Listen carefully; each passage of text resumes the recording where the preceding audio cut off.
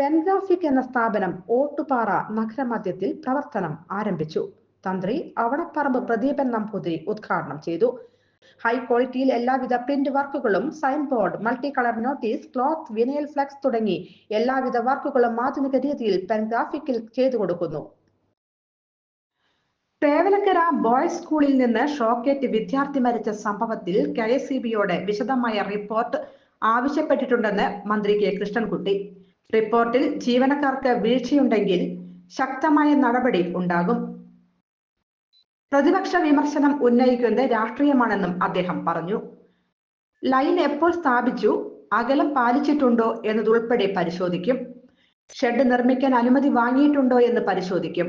Line താഴ്ന്നു കിടക്കുന്ന സ്ഥലത്തെത്തി അടിയന്തര ഇടപെടൽ നടത്താൻ നിർദ്ദേശം നൽകിയിട്ടുണ്ട്. പ്രതിപക്ഷത്തിന് പറയാൻ ഒരു ന്യായവുമില്ല. അവരുടെ കാലത്ത് ഒരുപാട് സംഭവങ്ങൾ ഉണ്ടായിട്ടുണ്ട്. ഇവിടെ അബദ്ധത്തിൽ സംഭവിച്ചതാണ്.